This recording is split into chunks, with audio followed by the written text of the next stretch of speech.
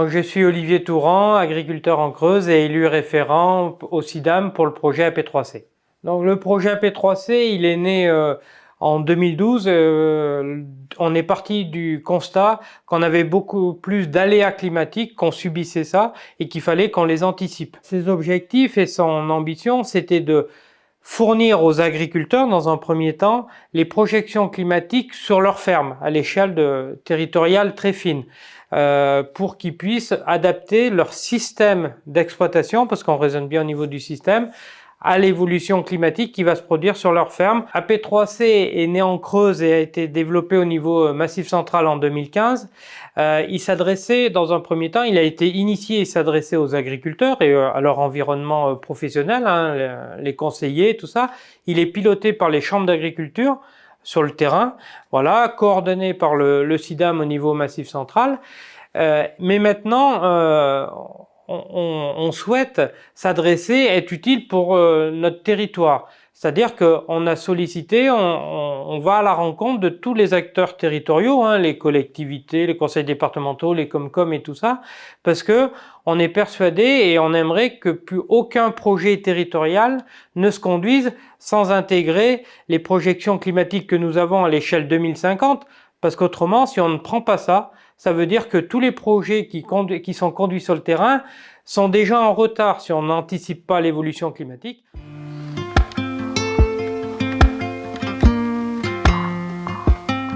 Vincent Caillez, je suis climatologue au sein du CIDAM, qui est le regroupement des chambres d'agriculture départementales du Massif Central. Parmi les évolutions particularisées du département du Tarn, on note que, au printemps, les températures évoluent rapidement à la hausse. Elles gagnent de 2,2 à 2,6 degrés de 2000 à 2050 du sud vers le nord.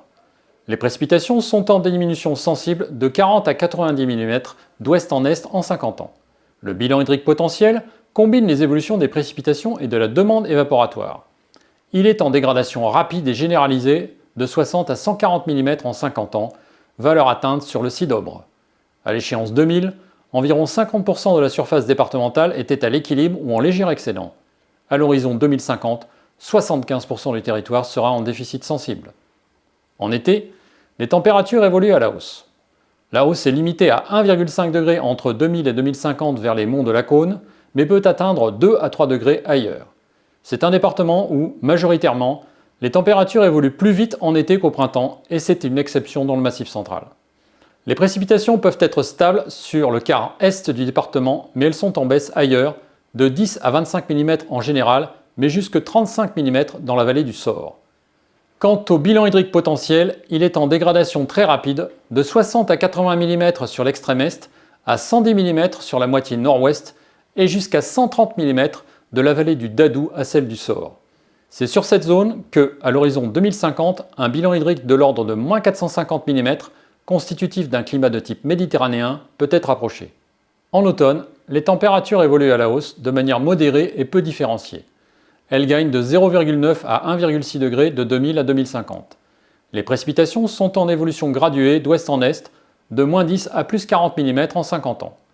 Quant au bilan hydrique potentiel, il est en évolution graduelle de l'est vers l'ouest, de plus 40 mm vers les monts de la Cône, jusqu'à moins 30 mm vers le bassin de l'Avor.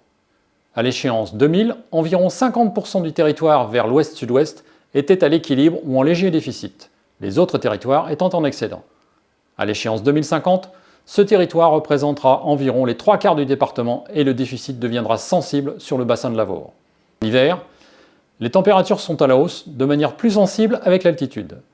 Elles gagnent de 0,8 à 2 degrés de 2000 à 2050 avec un maximum sur les monts de la Cône, en relation probable avec la désagrégation du manteau neigeux. Les précipitations sont en évolution fluctuant entre faible baisse, jusqu'à moins 40 mm sur la montagne noire, et faible hausse, jusqu'à plus 10 mm en 50 ans, au nord du Cidobre. Quant au bilan hydrique potentiel, il est le reflet de l'évolution des précipitations, soit entre plus 10 et moins 50 mm en 50 ans.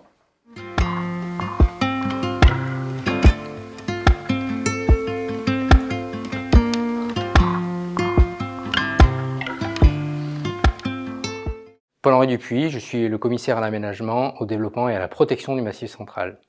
Le Massif central est particulièrement touché par le changement climatique, au même titre que l'ensemble des massifs français. Les chambres d'agriculture du Massif central ont rapidement perçu l'enjeu d'accompagner la ferme Massif central dans son adaptation au changement climatique.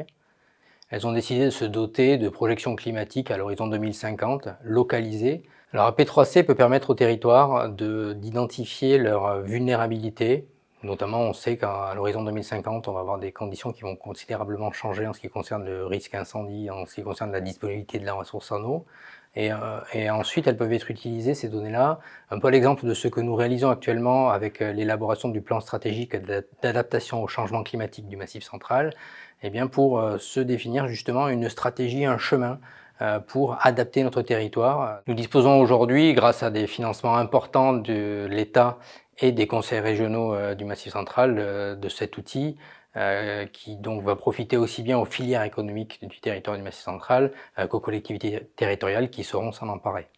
Je vous invite à vous saisir de cet outil, à l'utiliser largement pour vous projeter dans la transition de vos exploitations agricoles, mais aussi de vos territoires, et aussi à en parler très largement pour qu'il profite au plus grand nombre et au plus grand nombre de territoires pour faire du Massif central un territoire adapté en 2050.